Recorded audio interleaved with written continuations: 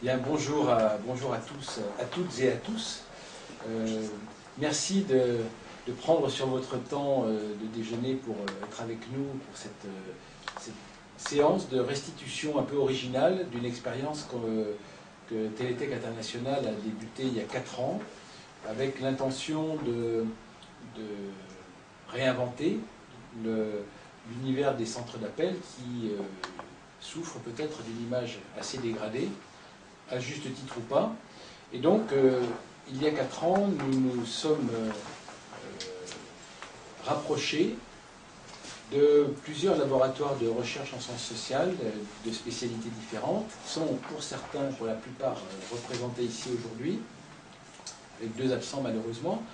Et l'idée de cette séance, c'était de partager ces 4 années, de ce qu'on en avait retiré, des décisions qu'on avait prises, et qu'est-ce que ça a pu changer justement dans le vécu qu'on peut retrouver dans les call centers de Télétech. Alors, le projet s'était matérialisé par la création en 2012 d'un centre d'appel qui s'appelle Télétech Campus, dans l'ancien siège social d'Amora à Dijon, donc un lieu assez emblématique, dans lequel on a souhaité créer des conditions de travail exceptionnelles pour justement miser sur la qualité, l'engagement, l'implication, la responsabilisation de nos équipes et s'assurer, autant que possible, des bénéfices que ça pouvait apporter à nos clients, de telle sorte de créer une chaîne de relations positives à substituer à une sorte de cercle vicieux qu'on a pu constater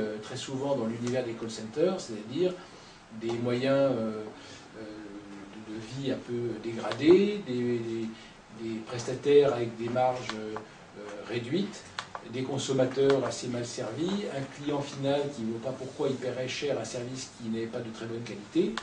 Donc voilà, c'était le pari de départ. Et donc, nous avons ici aujourd'hui avec moi 4 chercheuses. Je vais commencer à ma droite par Laurence Bouvresse. Je vous demande de vous présenter en quelques mots en disant à quelle entité vous appartenez. Et puis après, on refera un tour plus complet si vous voulez. Donc, je suis chercheur associé à l'Université Paris-Est Créteil au sein du pôle Management, Organisation et Performance. Et je suis intervenue en amont, au tout début du projet. Donc, vous allez revenir après dessus. Nathalie Greenan. Alors, je suis économiste, je suis directrice d'une unité de recherche au Centre d'études de l'emploi qui s'appelle Dynamique des organisations et du travail. Et voilà, ça fait un certain temps que je travaille sur les enjeux liés à l'informatique, à leurs effets sur le travail et effets sur la performance. Je suis Marie-Caroline Artaud, je suis psychosociologue, je suis membre du Centre ESTA qui est une structure associative d'intervention, de formation et de recherche en psychosociologie et qui est partenaire du laboratoire de Paris 7. Et Daniel Linard. Daniel Linard, je suis sociologue du travail, directrice de recherche émérite au CNRS dans un laboratoire qui s'appelle le CRESPA, une équipe qui s'appelle GTM, genre travail mobilité, le CRESPA étant le centre de recherche en sociologie et politique de Paris. Donc, merci à tous ces laboratoires et ces gens d'avoir eu envie de partager cette expérience, sachant que la proposition qui leur a été faite, c'était d'ouvrir toutes les données qu'on pouvait collecter et de mener des expérimentations en temps réel ou en temps différé d'ailleurs, et de voir comment justement ce qu'on pouvait tester avait des effets positifs ou pas d'effets du tout, ou des effets voire inverses à ceux qu'on attendait par moment. On peut peut-être partir un peu chronologiquement en disant d'abord comment vous aviez vous ressenti cette proposition de partenariat quand vous l'avez reçue, comment vous, peut-être Laurence.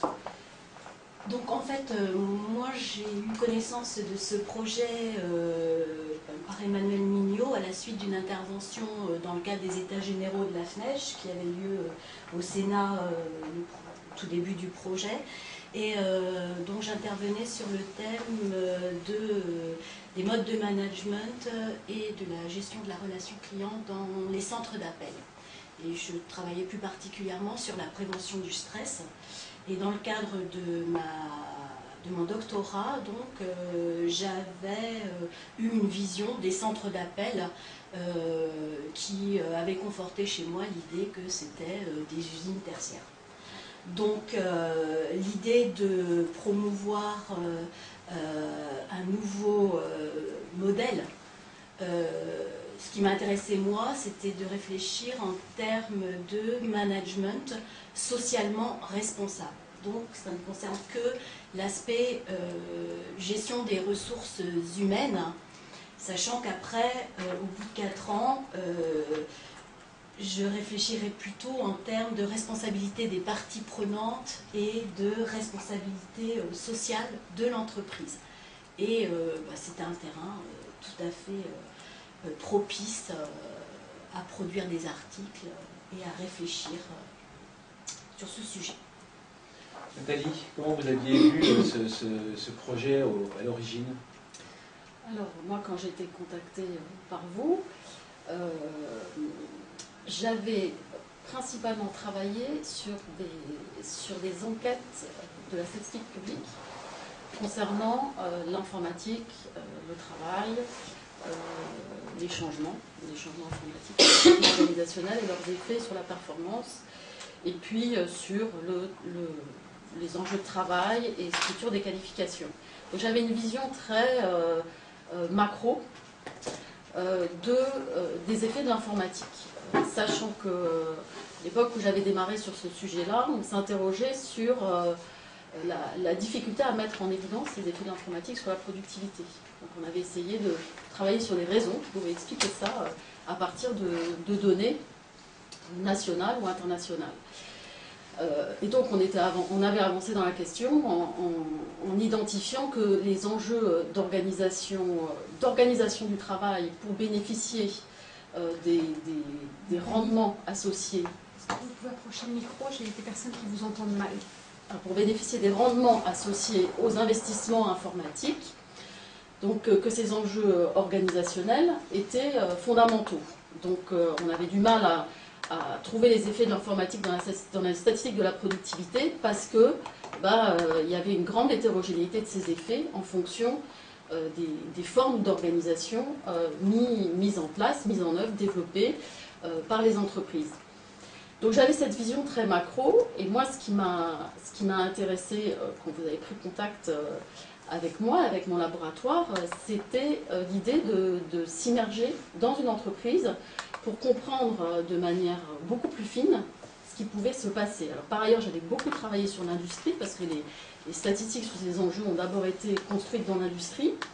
Là, ce qui m'intéressait aussi, c'était que c'était une entreprise des services, où finalement le système informatique et le système téléphonique occupe une place centrale dans le système de production. Donc c'était arriver à rentrer un peu finement dans ce qui pouvait se passer dans l'entreprise en étant en rupture avec, moi dans ma recherche en n'étant plus dans l'espace du champ global des entreprises avec la très forte hétérogénéité qu'il peut y avoir dans ce champ, mais en étant sur une entreprise que je pouvais connaître de façon intime.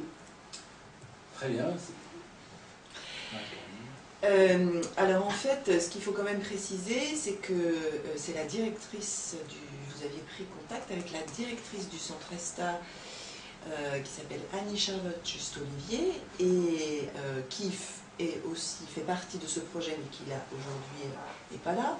Ce que je peux juste dire pour elle, c'est que je sais que ce qui lui avait beaucoup plu dans le projet, c'était toute la dimension innovatrice. Voilà, le fait de participer à une expérimentation et de collaborer avec un projet novateur. Donc ça, c'était quelque chose dont je peux dire que voilà, c'était très important pour elle. Et puis après, elle m'en a parlé et donc j'ai rejoint le groupe. Alors, Il y a deux choses, moi, qui comptaient finalement dans mon investissement. Il y avait justement toute la question dont on reparlera, je pense, de l'autonomie dans le travail. Et on peut dire que j'étais un petit peu comme ça motivée par un idéal humaniste de la désaliénation, pardon. Voilà, qui me plaisait beaucoup. Et puis, je dois dire aussi, ce que je trouvais très intéressant, c'était toute l'approche pluridisciplinaire qui, quand même, renvoyait, et on le constate d'ailleurs en allant à la grande complexité voilà, de la situation des entreprises et des gens au travail. Voilà. Oui, on va y revenir. Effectivement, on verra justement comment ça a été vécu, qu'est-ce qu'on a découvert, ou voilà, quels sont les écueils ou les surprises, etc. Daniel, de votre côté? Merci d'essayer de parler lentement pour que les gens puissent bien vous suivre, s'il vous plaît. On va essayer. Moi, ce qui m'a intéressée, en réalité, c'est la situation elle-même. C'est-à-dire, j'avais eu l'occasion auparavant de travailler avec des directeurs, des responsables d'entreprise qui s'adressaient à une structure qui s'appelait Entreprendre et Comprendre pour demander des recherches, des enquêtes, un état des lieux pour comprendre un peu les tensions qu'ils avaient observées dans leur entreprise. Ça, on le faisait. Donc on faisait des enquêtes pluridisciplinaires, souvent avec un ethnologue, un sociologue, un spécialiste en sciences politiques et en gestion, mais on n'avait jamais la sensation que ça débouchait sur quelque chose. C'est-à-dire que c'était au milieu mis en débat à travers des procédés de restitution entre des salariés, des organisations syndicales, mais on ne savait jamais ce que ça devenait, et en fait ça devenait la plupart du temps rien du tout. Et là, ce qui était intéressant, c'est que c'est la posture de M. Mignot, qui reste toujours pour moi une énigme totale. Non, mais c'est vrai, c'est quelque chose d'assez bizarre, cette, en tout cas, approche mise en avant, qui consiste à dire « je veux changer les choses, je veux améliorer la situation », c'est ça qui me stimule, et c'est a priori mon intention. Et ça, c'est quelque chose d'exceptionnel. Alors ça ne veut pas dire que ça va nécessairement aboutir. Ça n'est pas une garantie de réussite, mais c'est une garantie, en tout cas, de pouvoir assister à des transformations in vitro, enfin in vivo plutôt, de pouvoir les suivre. Et c'est une situation pour un chercheur qui est tout à fait exceptionnelle. C'est-à-dire, avec un esprit d'ouverture aussi étonnant. C'est-à-dire qu'on a réellement enquêté auprès des personnes concernées, donc des téléopérateurs qui ont exprimé leur point de vue assez librement, en tout cas, sur les évolutions en cours. Et ça, c'est quelque chose... Alors, maintenant, il y a effectivement un bémol, c'est que ce que j'ai découvert, et je n'y attendais pas à ce point-là, c'est l'absence de marge de manœuvre dont vous disposiez, M. Mignot. C'est-à-dire la pression, les contraintes extrêmement fortes des donneurs d'ordre qui limitent véritablement toute politique de transformation du contenu du travail, me semble-t-il, réel dans les centres opérateurs. Donc à la fois, l'approche au départ, c'est celle d'une ouverture exceptionnelle qui met en évidence une fermeture d'une violence, à mon avis d'une violence, hein, c'est vraiment le terme que j'utiliserai, parce que vous êtes tenu à la gorge. Oui, on est dans un système de contraintes qui me semble assez étonnant. Moi, je continue d'être surpris par le fait que on parle beaucoup de relations partenariales, et en réalité, on a des contrats qui nous sont très souvent imposés, souvent pour notre bien. On dit c'est pour vous aider à progresser, voilà, c'est pour nous aider, qu'on va mettre des systèmes hyper contrôlants, où pratiquement la marge de manœuvre est réduite au strict minimum, parce que je crois qu'il y a un a priori négatif et une absence de relation de confiance. Il y a une défiance. Voilà, il y a une défiance qui est peut-être, alors qui s'explique toujours parce qu'il y a eu, voilà, il y a eu dans le passé des excès, ping et pong, et c'est vrai que c'est un peu, moi, la déception je ressens, c'est qu'on a l'impression d'avoir créé un contexte vraiment hyper favorable et que peu, à part les très grands groupes, peu d'entreprises s'en saisissent. Une des interlocutrices nous demande si on peut parler de reconnaissance au travail comme levier en entreprise.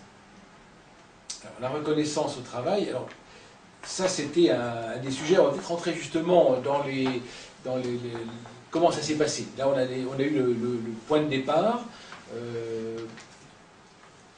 Comment est-ce qu'on a procédé? On a commencé sur la proposition des chercheurs. On a commencé au tout départ même par des réunions d'échange, de compréhension, de poser de problèmes. On a fait pas mal de réunions avant de rentrer dans l'action proprement dite. Et on a pas mal justement échangé, fait connaissance. Il y avait, je me rappelle avoir ressenti cette espèce une sorte de scepticisme de la part de mes interlocutrices, en disant mais qu'est-ce qu'il veut vraiment? Qu'est-ce qu'il a réellement derrière la tête, ce patron? Est-ce qu'il est aussi franc du collier qu'il essaye d'en avoir l'air? Etc. Ce que je comprends d'ailleurs tout à fait. Et puis après, il y a eu de ma part, au départ, il faut être honnête, une espèce d'incompréhension. Moi, je pensais qu'on aurait des résultats. On s'est rencontrés il y a 4 ans. On a commencé à enclencher le projet de l'ouverture de Télétech Campus il y a donc 2 ans. Et moi, je m'attendais à avoir des conclusions en 6-8 mois que j'aurais pu mettre en œuvre, activer. Et au moment de l'ouverture, le modèle aurait été en place, installé, avec toutes les bonnes pratiques définies.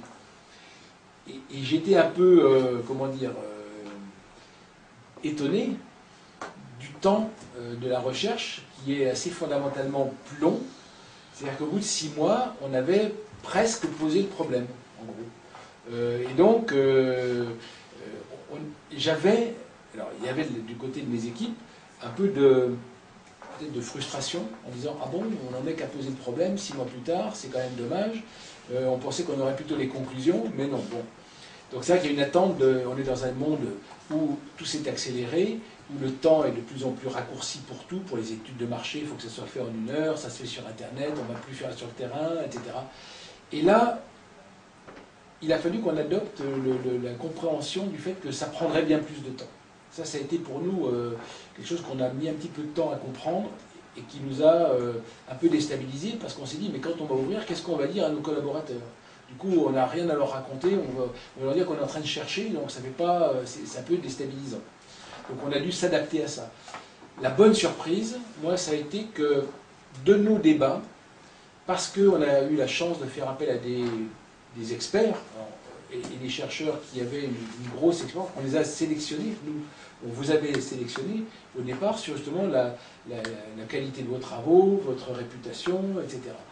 Et donc, avant même d'avoir commencé réellement le travail de recherche, moi j'ai quand même ressenti un très grand intérêt dans l'apport que vous aviez à travers vos expériences précédentes et votre regard et votre approche justement différente de celle de l'entreprise.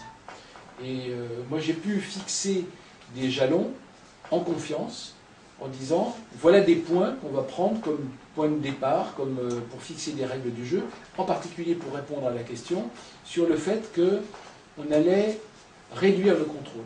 Et moi je me rappelle que Daniel nous avait fait part d'une remarque. Alors, elle n'était pas immédiate, mais c'était après avoir fait le tour des autres plateformes du groupe Télétech, puisque c'est ainsi qu'on a démarré, finalement, et qui était une règle qui m'a beaucoup marqué, dont j'ai beaucoup parlé ensuite avec mes interlocuteurs, c'est de dire, il y a un mot en France qui est un pays d'ingénieurs, qui est devenu un mot unique en accolant contrôle et qualité. Le mot contrôle-qualité est tellement rentré dans les esprits qu'on est devenu, on croit tous, pas vous, mais beaucoup, qu'il ne peut pas y avoir de qualité sans contrôle. Et qu'au contraire, dans notre univers, plus il y a de contrôle et moins il y a de qualité.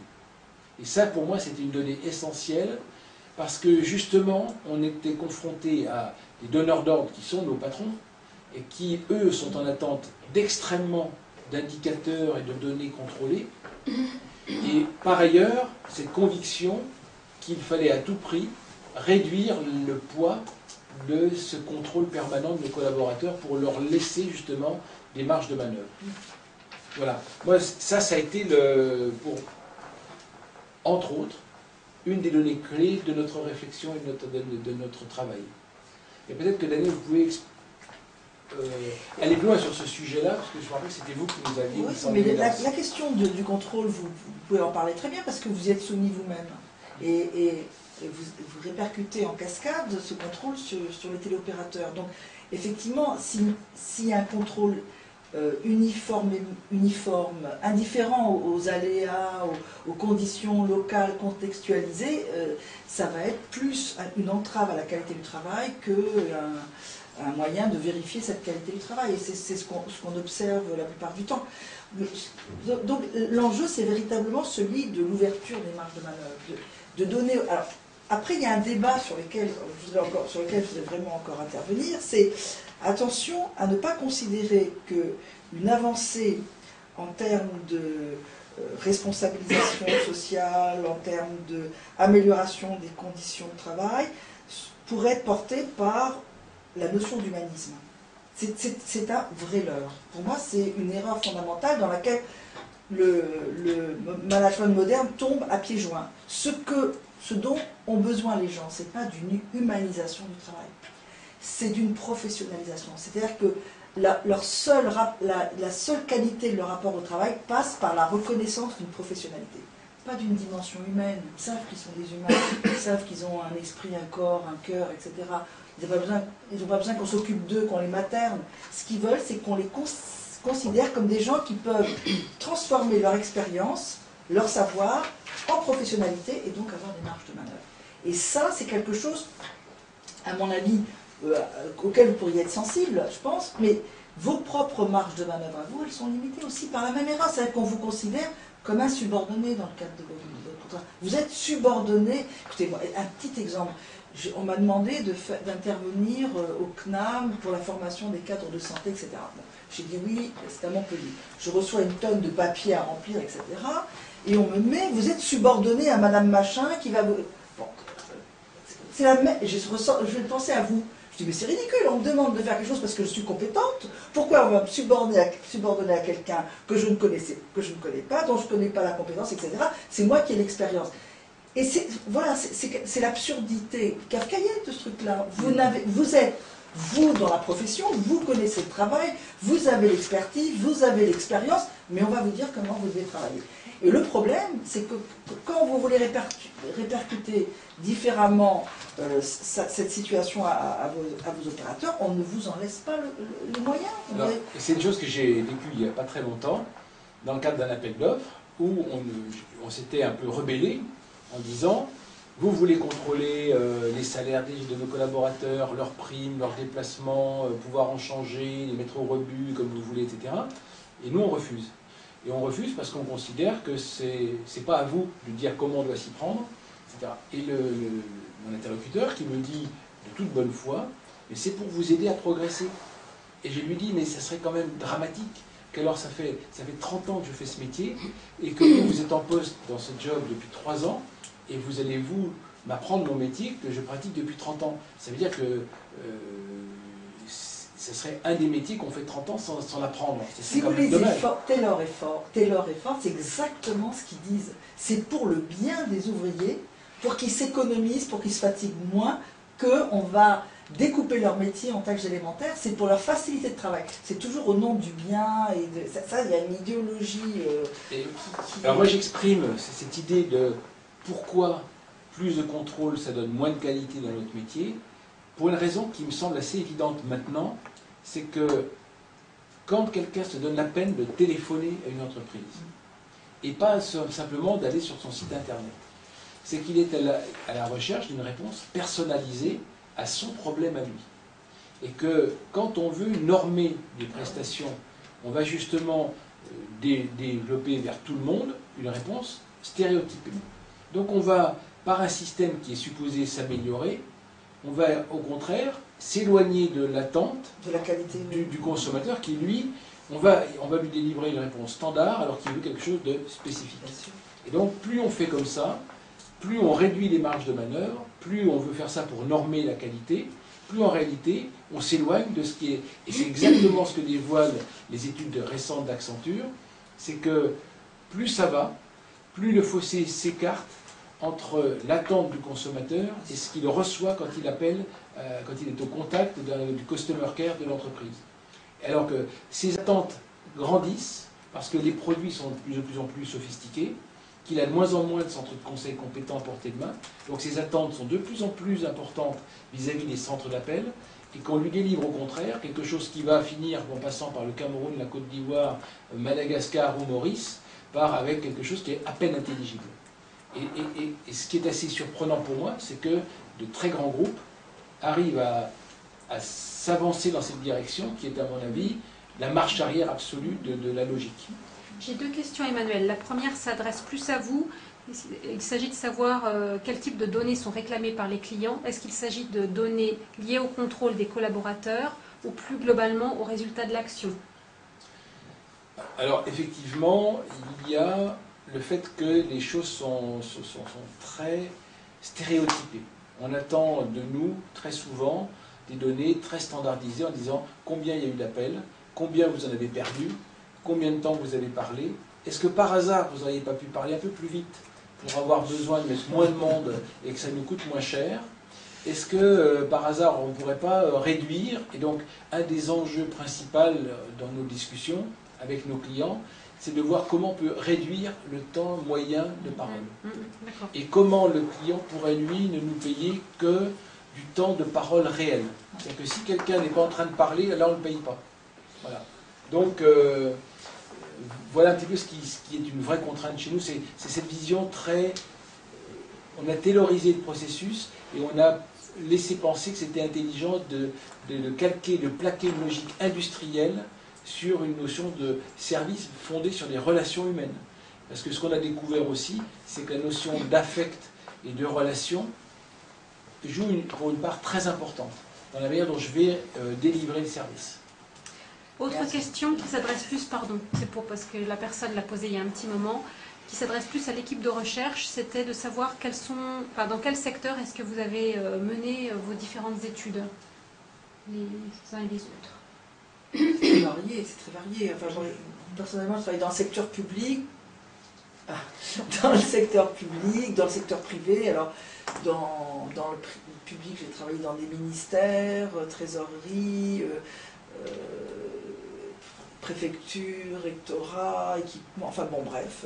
Et puis dans des entreprises publiques, SNCF, EDF, Télécom, etc. Et dans le privé, des grands groupes, mais aussi des PME. Non, c'est très varié. Les uns les autres aussi, j'imagine. Moi, dans les centres d'appel. Voilà. Ah, moi, j'ai travaillé aussi sur des centres d'appel. Dans les centres d'appel, soit internalisés dans l'assurance, Air France, par exemple, et externalisés. D'accord. Voilà. Bah, vous vouliez intervenir tout à l'heure Moi, j'avais envie de répondre à la personne qui avait posé la question sur la reconnaissance. Juste rajouter quelque chose dans la lignée de ce que Daniel disait. Il me semble qu'effectivement, la question de la reconnaissance, ça peut être un sacré piège. Parce qu'effectivement, qu'est-ce qu'on reconnaît?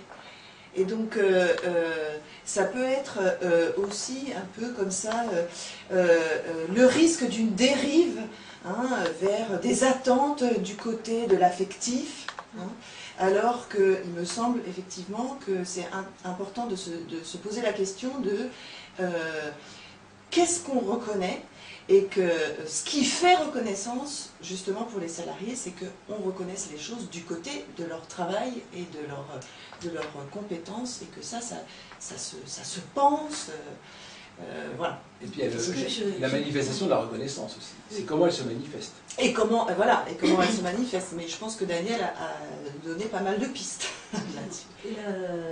Justement, la personne a posé la question reconnaissance au travail. Et je crois qu'à l'issue de nos échanges et de nos travaux respectifs, moi j'ai écrit reconnaissance au travail. En tout cas, c'est sur cela que nous avons travaillé avec mon collègue qui n'est pas là pour des raisons de santé et qui lui est plus en contrôle de gestion. Et ce sur quoi on est intervenu la semaine dernière dans un colloque qui était sur reconnaissance et partie prenante. Et effectivement, la conclusion, c'est qu'on est arrivé à un pseudo-modèle, parce que c'est prétentieux de parler d'un modèle, mais c'est que la reconnaissance passe par la reconnaissance du salarié, de son savoir-faire, la reconnaissance de sa créativité. Et c'est ce qu'on a constaté, en fait, au sein de Télétech. Mais c'est un contexte, c'est un terrain d'expérimentation particulier, puisqu'on est essentiellement sur des appels entrants et sur du traitement de la réclamation client. Et en fait, on s'est rendu compte que, à la suite d'interviews menées auprès des salariés qui sont actuellement dans les centres, que ces salariés avaient véritablement un vrai savoir-faire. Ils avaient capitalisé en connaissances et que ceci n'était pas du tout pris en compte par donc le donneur d'ordre.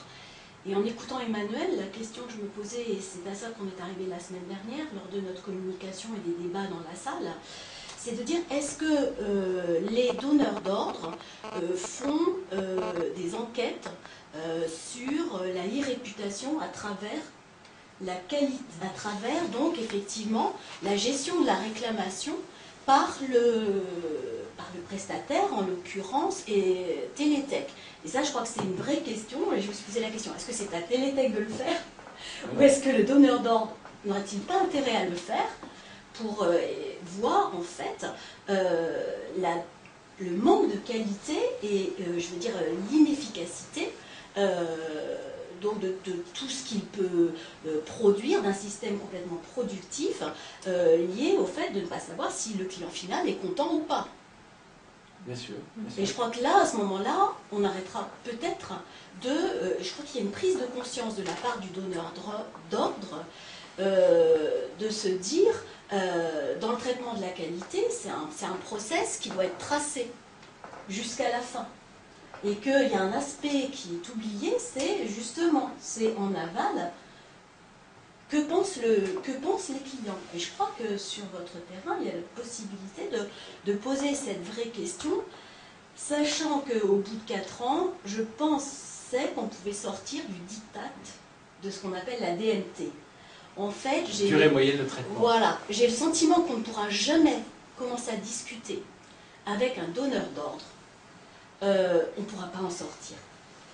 Je crois que, voilà. Après, l'enjeu, c'est qu'est-ce qu'on fait après et comment montrer qu'il y a de la valeur ajoutée possible ailleurs. Mais j'en suis là. Laurence, est-ce que vous pouvez peut-être, puisque c'est un peu la progressivité du débat de la restitution, puisque c'est vous qui aviez commencé avec Patrick M, justement, qui est absent aujourd'hui, à aller collecter des données dans les autres plateformes. Donc là, il faut expliquer que justement, la méthode qu'on a utilisée, c'est de se dire, avant d'inventer un nouveau modèle, on va se servir comme une sorte d'étalon de la pratique il y a 4 ans de nos autres plateformes et d'aller recueillir les réactions, les conseils, etc. Si vous pouvez nous dire un petit peu comment vous aviez procédé pour justement étalonner le système, si on peut dire. Alors, en fait, on est allé sur les sites de Télétech et on a eu beaucoup de chance parce que pour la première fois, mes collègues le disaient, le terrain était ouvert. Ça ne nous arrive jamais. On est plutôt des clandestins parfois, en devant s'appuyer sur le CHSCT, surtout quand on travaille sur des questions de santé au travail et de prévention du stress. Donc là, on a pu mener nos entretiens environ d'1 heure par salarié avec un échantillon représentant à peu près 80% de l'effectif sur chaque site, ce qui fait qu'on est arrivé au traitement de 130 questionnaires semi-directifs, centrés.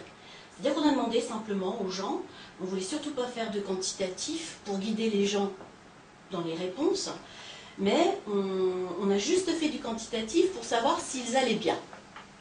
Qu'est-ce qui va bien? Enfin, est-ce que vous vous sentez en bonne santé? Voilà. Mais on a tout mélangé pour qu'il n'y ait pas de biais, à la fois sur ça va ou ça va pas. Bon. Et ensuite, on a fait du qualitatif pour voir, pour qu'ils nous parlent de leur travail. Et là, quand c'est très ouvert, on avait 4 familles de thèmes. Parlez-nous du travail, parlez-nous du client, mais du client final, parlez-nous de l'encadrement, et c'est tout. Et après, on les écoutait et on retranscrivait et on a travaillé à partir d'un logiciel de traitement des mots. À l'issue de ça, on a fait une première restitution. Qu'est-ce qu'on a constaté sur Télétech? On a fait ça parce qu'on se disait qu'est-ce qu'on va pouvoir implémenter dans le nouveau modèle.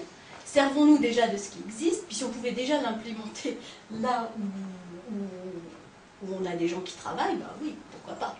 Donc nous, on avait le recul de la mauvaise image de la qualité de vie au travail dans les centres d'appel dont je parlais tout à l'heure. Les conclusions ont été que, eh bien, il faisait plutôt bon vivre à Télétech, mais il y avait un sentiment chez les salariés de non-reconnaissance de cette fameuse, de ces compétences.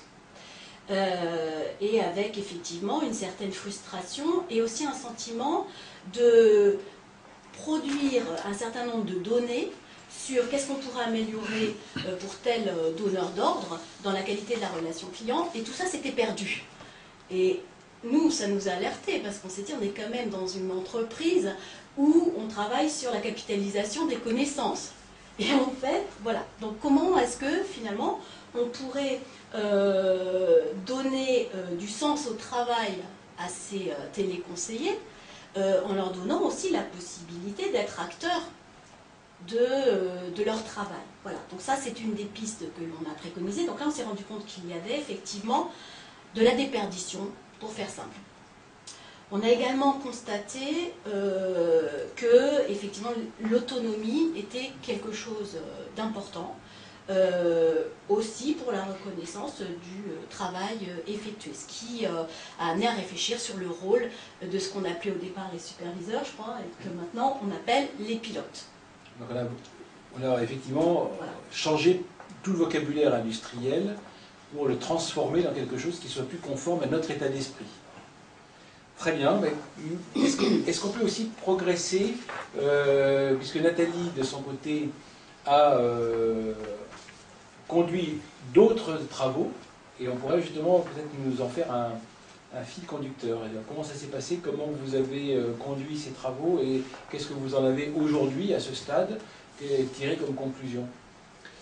Alors, ce qui nous a frappé notre équipe, en fait, c'est qu'il y avait eu un grand nombre d'avancées faites sur campus. Avancées parce que, par exemple, il y a une formation longue des conseillers, il y a une prépondérance de contrats à durée indéterminée, il y a des innovations dans la mobilisation de l'espace physique, avec toute une réflexion sur l'aménagement de l'espace qui est très, très innovante. Il y a également mise en place d'espaces de discussion sur le travail. C'est un centre d'appel qui, de ce point de vue-là,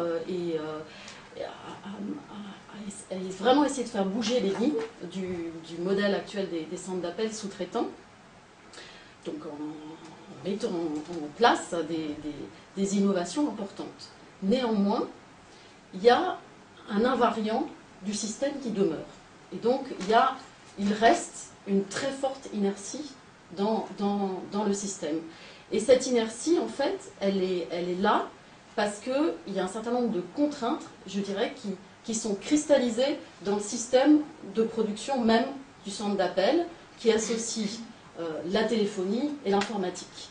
Donc nous, c'est sur cet enjeu-là qu'on a voulu travailler, en se disant finalement, est-ce que le système n'a pas naturalisé un ensemble de contraintes par rapport auxquelles on peut essayer de retrouver des marges de manœuvre.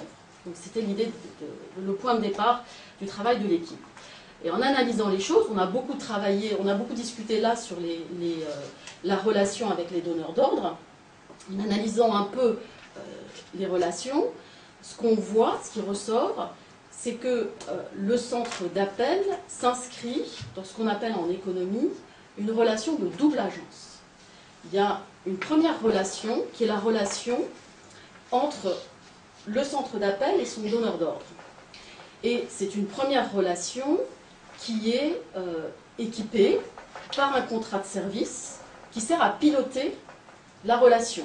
Et cette relation est pilotée au travers d'un certain nombre d'indicateurs quantitatifs qui sont là pour optimiser la relation de service du point de vue du client. Ça, c'est la première relation. La seconde relation, alors ces deux relations emboîtées, c'est la relation d'emploi qu'il y a dans le centre d'appel sous-traitant.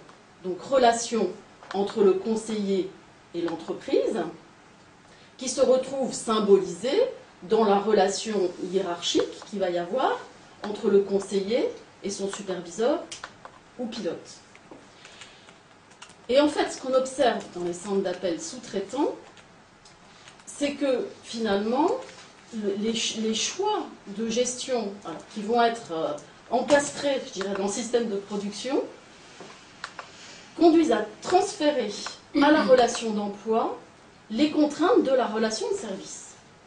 Donc, les indicateurs qui servent à piloter la relation de service sont réutilisés pour piloter l'activité individuelle de chacun des conseillers. Or ça, rien dans la relation contractuelle avec le donneur d'ordre ne l'impose. C'est un choix de gestion. Mais ce choix de gestion, s'il reste très fortement inscrit dans le système, c'est que il s'est inscrit sous la forme de routine, sous la forme de programme informatique, sous la forme de mode de fonctionnement qui persiste et qui perdure. Donc, le travail que nous, on a proposé, c'était de réfléchir à quel jeu on pouvait avoir pour faire bouger cette ligne-là, alors qui, cette fois, est une ligne qui est devenue invisible, parce qu'elle s'est inscrite dans le système et on l'a oubliée.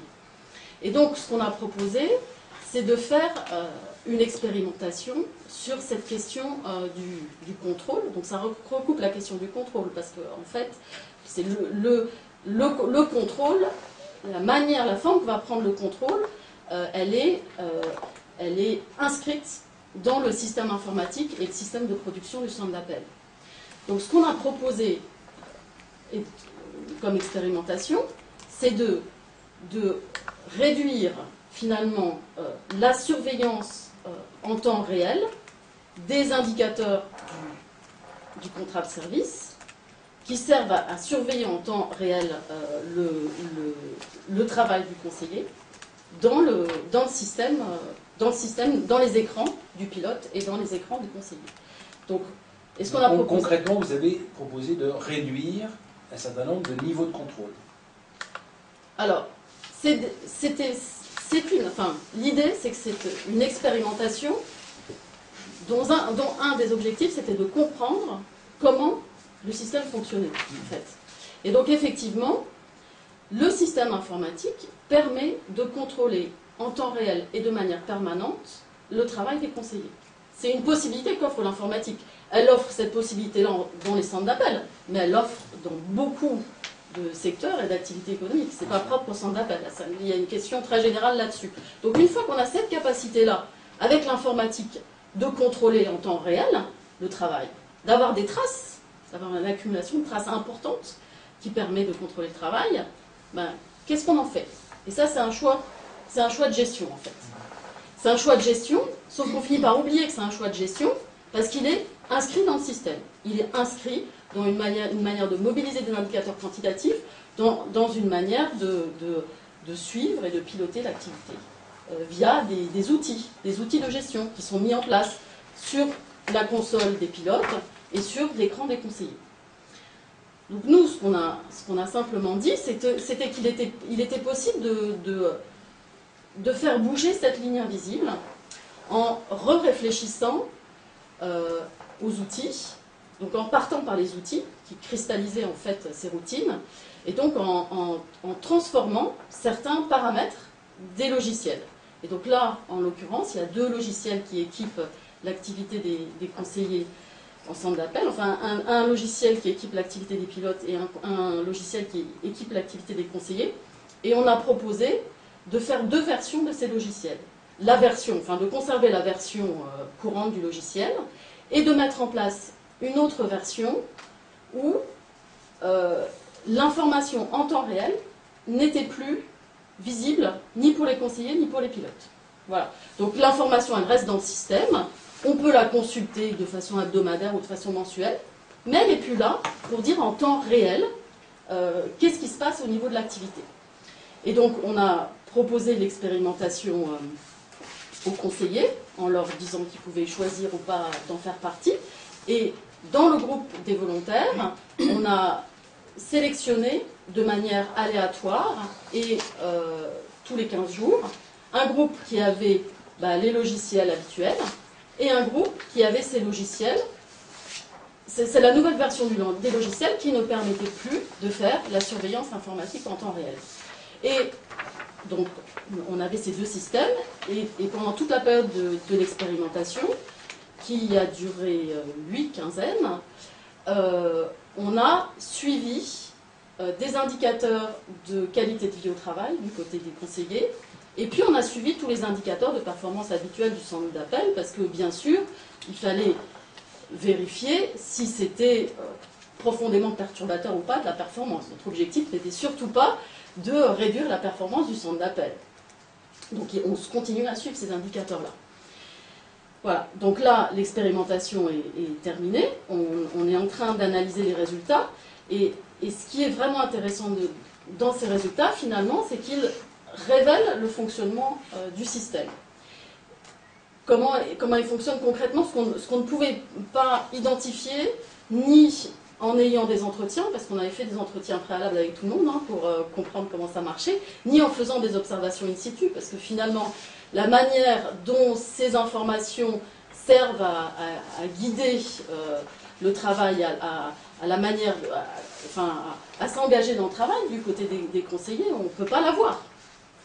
Où il faudrait peut-être suivre les mouvements des yeux, les actions, etc. C'est des choses très très fines qui se jouent là-dedans. Donc l'expérimentation, en mettant en place ces deux modes de travail différents, a révélé comment les choses se passaient. Voilà. Et là, on est justement dans la phase d'analyse, et l'idée c'est qu'en mettant en discussion ces résultats, donc avec la direction de Télétech, avec la direction du site, avec les conseillers, avec les pilotes, on peut réfléchir collectivement à comment faire bouger ces lignes. Voilà. Pour sortir, pour lever ce verrou, finalement, qui génère l'inertie du système. Très... C'est passionnant parce que, excuse-moi, en fait, tu remets en cause ce que l'accord implicite qu'il y avait de dire la contrainte fondamentale vient du donneur d'ordre. Tu dis non, il y a une autonomie locale et on ne la voit pas parce qu'on est aveuglé par le fait qu'elle est intégrée dans le système lui-même. C'est vachement intéressant. Mais ça montre bien. Pas vu ça comme ça. Et ça montre bien que je suis content d'avoir pris cette décision de faire appel à vous, parce que ça montre bien qu'effectivement, même avec la volonté de faire changer les choses, c'est pas facile d'être dedans et dehors. Et qu'il y a des choses qui, même si on a une pensée un peu subversive, on ne voit pas forcément ces lignes invisibles, on ne les voit plus.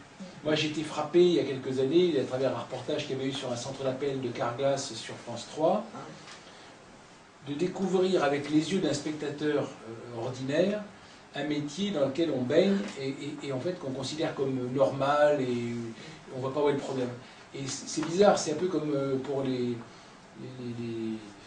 restos du cœur, quand on parle de donner de l'argent pour les gens qui sont nécessiteux, le même nécessiteux qu'on croise au coin de la rue, on va passer à côté sans le regarder. Et là c'est un peu pareil, regarder via les écrans et avec un regard distancié cette organisation m'avait frappé en disant c'est vrai que c'est épouvantable et qu'il faut absolument repenser tout ça parce qu'il y a une vraie maltraitance, c'est ce que vous disiez tout à l'heure,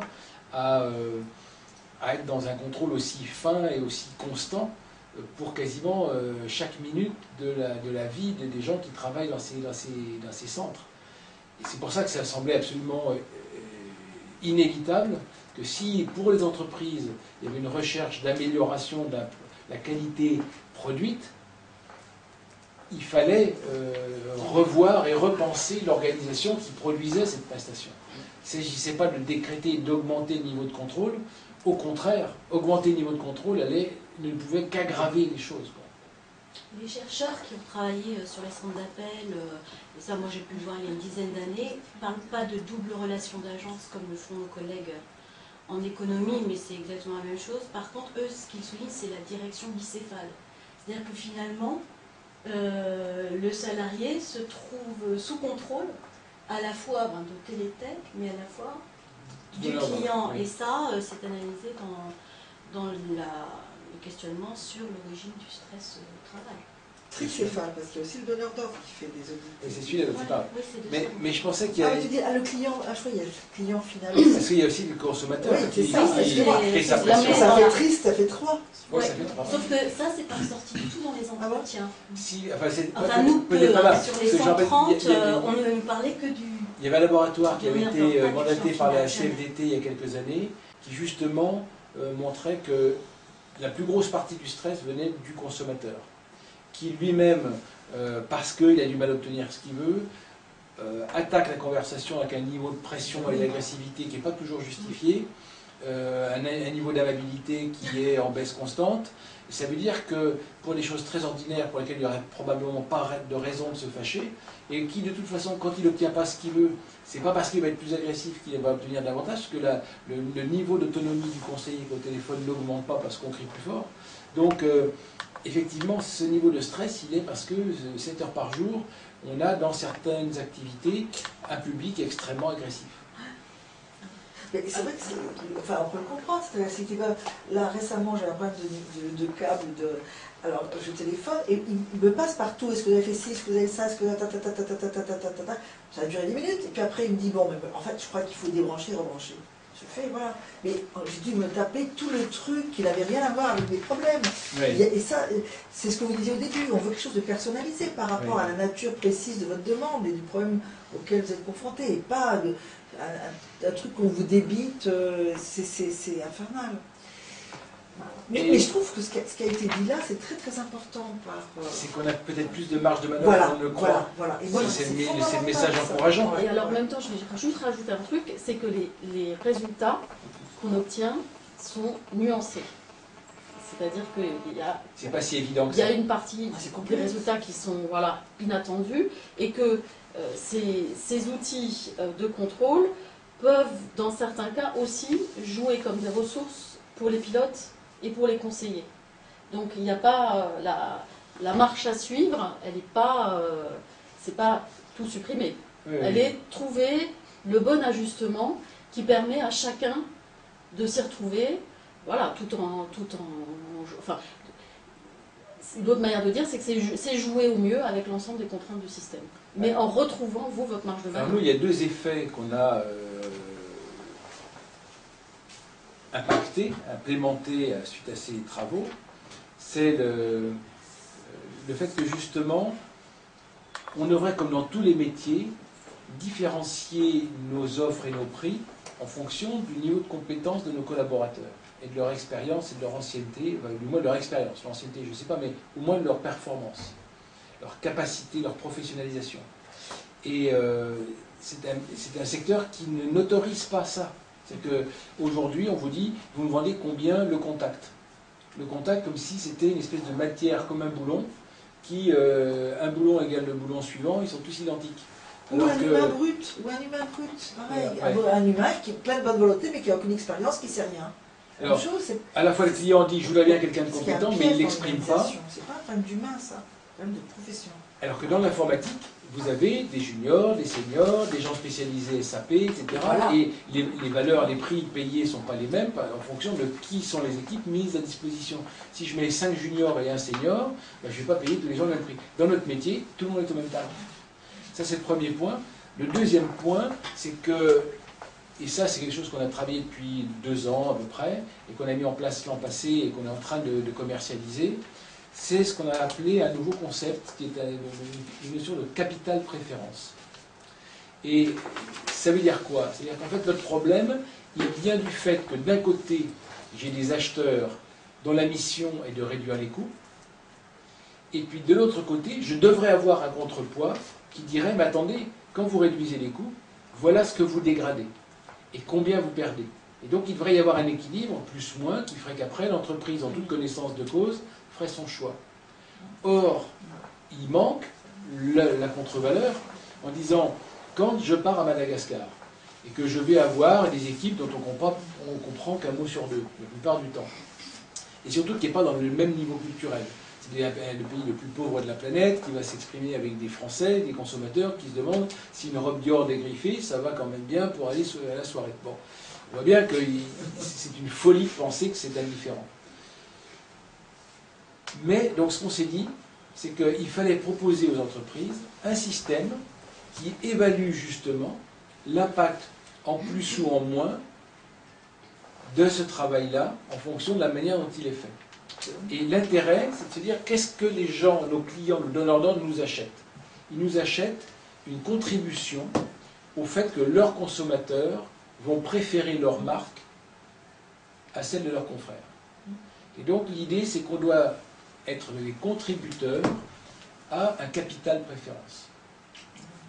Et parce que être préféré, c'est bénéficier d'un peu d'indulgence dans les difficultés, et nous, les gens nous appellent en cas de difficulté, et de bénéficier d'un peu de préférence quand, effectivement, toute chose égale par ailleurs, je préfère cette marque pour des raisons qu'on a mises en évidence à travers quelque chose qu'on a appelé l'empreinte relation client, qui évalue ce capital préférence en fonction de 10 indicateurs. Alors, on n'est pas au bout du bout, parce que il faut qu'on étalonne entreprise par entreprise ce qu'un point de capital préférence vaut.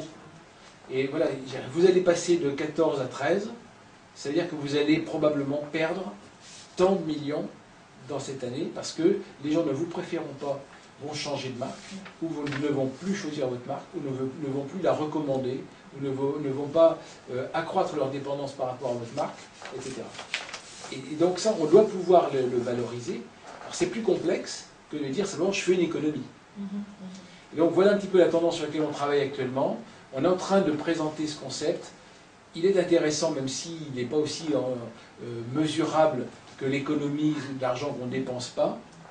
Mais en même temps, ça permettra à nos donneurs d'ordre de prendre conscience que réduire la prestation, l'argent dépensé dans une certaine prestation, a des conséquences. C'est ébrécher la marque. Voilà, exactement, qui vont faire que cette dégradation, cette perte de valeur, elle ne va pas forcément facilement se récupérer.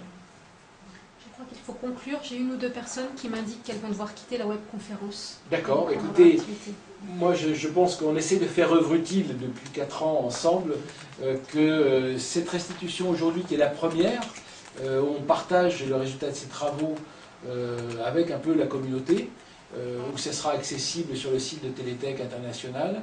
Ce sera le moyen de revoir cette séquence d'1 heure. 1 heure, c'est très court, pour résumer 4 ans de travail. Ce que j'espère, c'est que vous avez perçu l'importance des cogitations, des réflexions, des débats qu'on a eus, parce que justement, moi j'ai passé 4 ans à exprimer l'étroitesse de nos marges de manœuvre avec un marché qui se durcit et qui donc accroît ses contraintes. Et en contrepartie, des ouvertures qui sont quand même là et qui pour peu qu'on arrive justement, par ces travaux, par ces nouveaux dispositifs, démontrer que l'entreprise peut être gagnante en donnant de la marge de manœuvre, en donnant de la confiance, en donnant les moyens de se professionnaliser. Je pense que le fait qu'on ait installé une séquence de formation initiale de 4 mois et demi dans un marché où on est en 3 jours d'habitude, a complètement révolutionné la vision. Alors, il faut maintenant capter la capacité de conviction de nos donneurs d'ordre pour qu'ils croient à ce modèle. Voilà, c'est ça l'enjeu. Merci à tous, merci à vous qui avez attendu peut-être pour déjeuner, et peut-être une prochaine fois. Et vos questions sont bien sûr les bienvenues, en temps réel, plus tard, quand vous voulez, on est à votre disposition. Merci à vous toutes et à vous tous. À bientôt.